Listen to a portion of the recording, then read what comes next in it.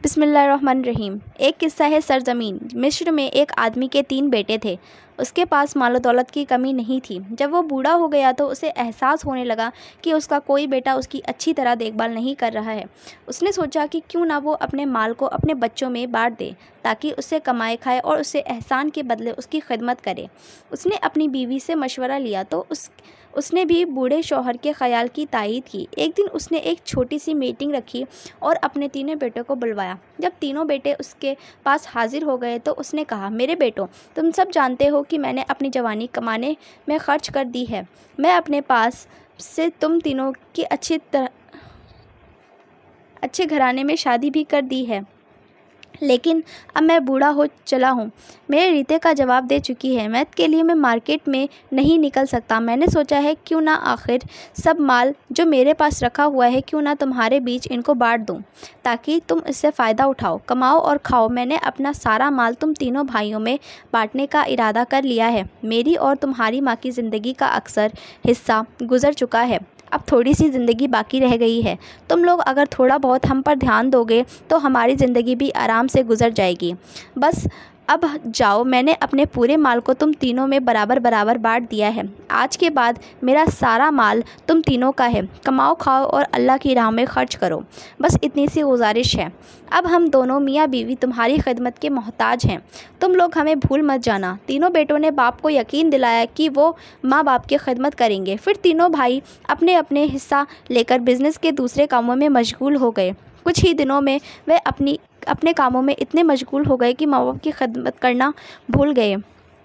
हर बेटा यही समझता कि चलो मैं अपने माँ बाप की खिदमत कर सकता यार, लेकिन मेरे पास तो टाइम ही नहीं। उनमें से कोई बेटा अपने माँ बाप के पास महीने 2 महीने या 1-2 हफ्ते बार मुलाकात के लिए आ जाता। एक दिन बूढ़े बाप का एक दोस्त मुलाकात के लिए आया। ये उसका पुराना जिगरी दोस्त था। ख़रीदे फ़रोख्त के मामले जब भी उसकी मुश्किल मसला दरपेश होता, यह बूढ़ा अपनी उसी दोस्त से मशवरा लेता। बातों बातों में उसने अपने जिगरी दोस्त के बेटे के नाराज़ सलूक से आगाह किया। उसने ये भी बदलाया कि अब वो अपनी जायदाद में किसी भी चीज़ का मालिक नहीं है, बल्कि सारी जायदाद बच्चों की में तकसीम हो चुकी है और वही उसके मालिक हैं। बूढ़े का जिगरी दोस्त बड़ा ज़हीन और औफ दीन इंसान था, इसलिए बूढ़े ने मशवरा लेने के लिए उसका इख्तियार किया। बूढ़े के दोस्त ने कहा कि मैं तुम्हें तुम्हारी नाफरमान औलाद की बेहिशी और ध्यान न देने से छुटकारा दिलाने के लिए काफ़ी हूँ, लेकिन मैं चाहूँगा कि हमारे दरमियान जो भी बातें हैं तुम अपने बेटों को उनकी हवा भी ना लगने दो। बूढ़े बाप ने दोस्त से वादा कर लिया कि मैं अपने बेटों को इसके बारे में कोई भी बात नहीं बताऊँगा।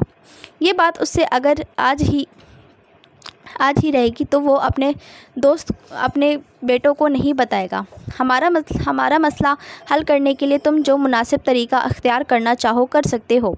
इस बातचीत के बाद बूढ़े बाप का जिगरी दोस्त एक के बाद एक उसके तीनों बेटों के पास गया और तीनों से यह बात कही, तुम तो अच्छी तरह से जानते हो कि मैं तुम्हारे वालिद का बहुत ही पुराना साथी हूँ। तुम्हारा वालिद आखिरी वक्त तक मुझसे मशवरा लिए बगैर कोई कदम नहीं उठाता था। लाइन और ख़रीद फ़रोख्त तुम या रोज़मर्ज़ का कोई भी उलझा हुआ मामला मैं ही उसका मुशीर ख़ास हुआ करता था। तुम्हारे बाप ने बहुत अरसा पहले मेरे पास अपने माल का एक भारी हिस्सा बटोरे अमानत रखवाया हुआ था। उस माल का अगर तस्बीह लगाया जाए तो यह उसकी जमा पूंजी कि 1/3 से कम नहीं होगा। ख़ुद मेरे पास इतना ज़्यादा माल है कि मैं उसकी हिफाजत से आजिज़ हो गया हूँ। इसलिए मैं चाहता हूँ कि तुम्हारे बाप को उसकी रखी हुई अमानत वापस कर दूँ। आखिर कब तक मैं ये दर्द अपने सर रखूँगा?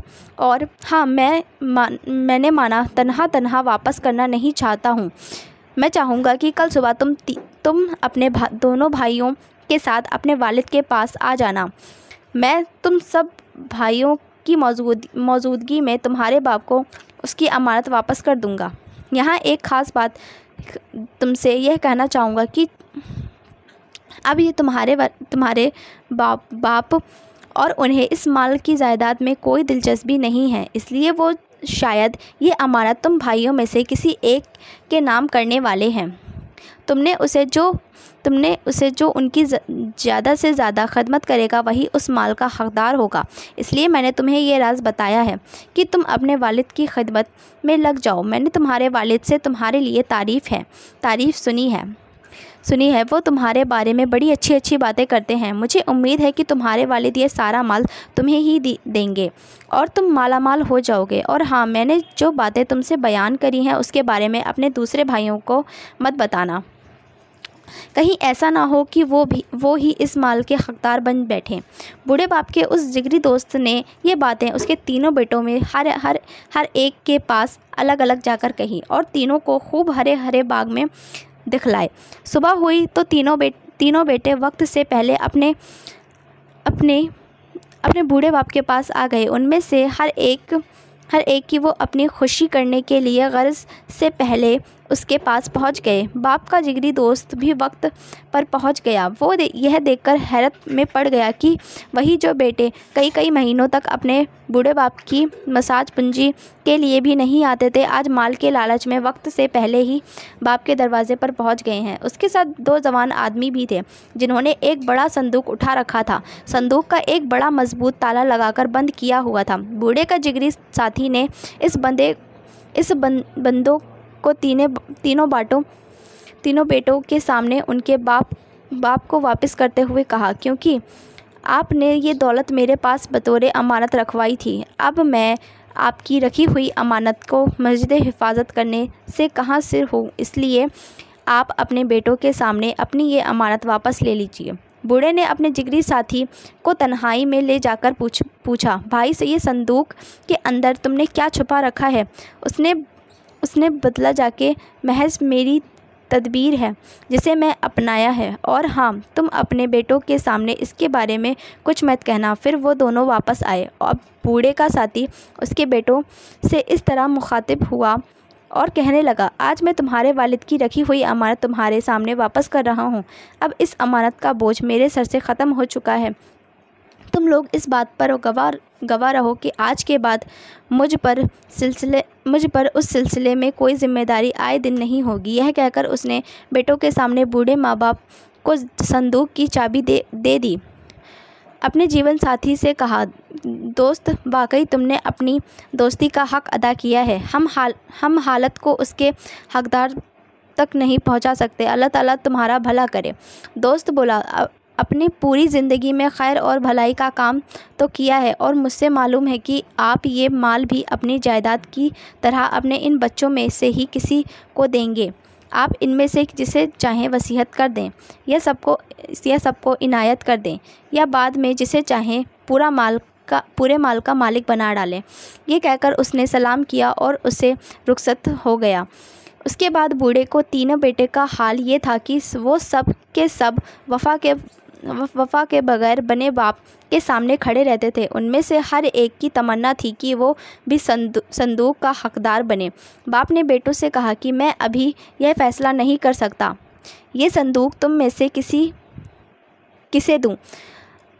अलबत्ता अब कुछ दिन बाद उसी संदूक के अंदर वसीयतनामा अपने उस बेटे के नाम लिख कर रखूँगा जिसे देना चाहता हूँ। मेरे इंतकाल के बाद तुम लोग उसे खोलना और अंदर से जिसके नाम वसीयतनामा लिखते ये मांगा उसी का होगा। बेटे अपने बाप की बात सुनकर हैरत सदा रह गए। वो ये समझ रहे थे कि उनका बूढ़ा बाप ये मालवीय उनके बीच ऐसे ही बांट देगा जैसे पहले बांटा था, मगर इस दफ़ा ऐसा नहीं हुआ। अब उन तीनों में से हर बेटा इस कोशिश में लगा हुआ कि किसी न किसी तरफ अपने बाप के माल को मुसादिक वही ठहरे।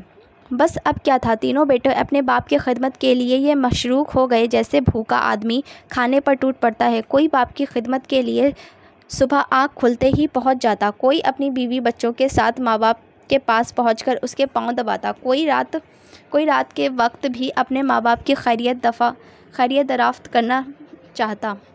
बूढ़े बाप अपने बेटों की दिल हकीकत अच्छी तरह समझता था और ये बात बस्ती के लोग उस बूढ़े पर रश्क करते थे कि उसके बेटे कितने वफ़ादार और ये तहत गुज़ार हैं। उन्हें क्या मालूम था कि ये सब कुछ माल की लालच में हो रहा है, वरना यही बाप 2-2 महीने तक अपने बेटों की शक्ल देखने के लिए तरस जाता था।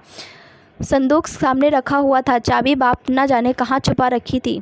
बेटे आते रहे पर बाप की खिदमत करते रहे। ये सिलसिला कई 2 साल तक चलता रहा। बसा औकात बेटे अपने दिल में सोचते कि पता नहीं हमारा बाप कब तक ज़िंदा रहेगा। इस बाप बच्चों की खिदमत से बड़ी खुशी महसूस कर रहा था। 2 साल गुजरने के बाद आखिरकार वक्त आ ही गया जिसके बेटों का शिद्दत से इंतज़ार था। बाप का इंतकाल हो गया।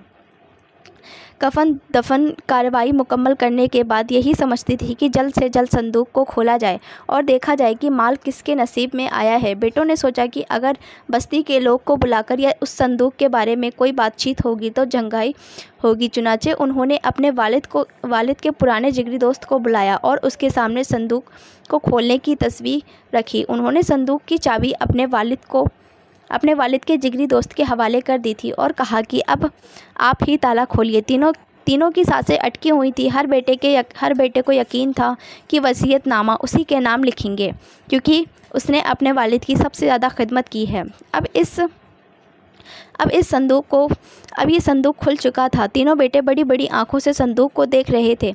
उन्हें अपनी आंखों पर यकीन नहीं आ रहा था। वो अपनी आंखों से उसे ज़ोर से मल रहे थे। उन्हें अपने आप पर शक गुज़र रहा था कि कहीं उनकी आंखें धोखा तो नहीं दे रहीं, मगर जो हकीकत सामने थी उसे अब शक की कोई गुंजाइश नहीं थी। वो ये देखकर हक्का बक्का रह गए कि उस संदूक में दिरहम, अंधेरी नीर, सोना, चांदाई रूप और भैंसों की बजाय पत्थर और मिट्टी के ठेले पड़े हुए हैं। उन्हें बहुत हैरत हो रही थी। संदूक में कागज़ रखा हुआ था। बाप का जिगरी दोस्त ने उसे खोलकर पढ़ना शुरू किया। उसमें लिखा हुआ था, इसमें लो हम आ गए रहीम। ये संदूक और उसके अंदर जो कुछ वो नाफरमान और लालची बेटों के लिए है जिन्होंने वालिद का हक़ अदा करने के लिए अपना फ़र्ज़ नहीं निभाया बल्कि माल के लालच में अपने बाप की खिदमत के लिए तीनों भाइयों के सर शर्म से झुक गए। उनके चेहरों पर ज़िल्लत और रूस की धूल उड़ रही थी। वो एक दूसरे की तरफ देख रहे थे और ख़ुद अपने वजूद से शर्मिंदगी महसूस कर रहे थे। उन्हें अंदाज़ा हो गया कि ये उनके वालिद का काम नहीं बल्कि उनकी जिगरी दोस्त की चाल थी। बाप के जिगरी दोस्त ने कहना शुरू किया कि हाँ, इसी का नाम तदबीर है।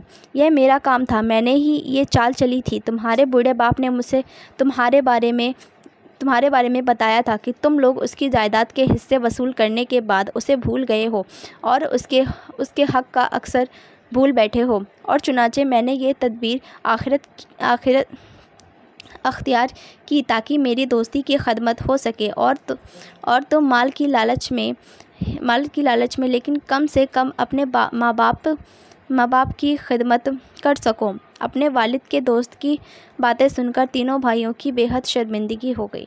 अगर आपको हमारा वीडियो अच्छा लगा हो तो हमारे चैनल को सब्सक्राइब करें और लाइक करें।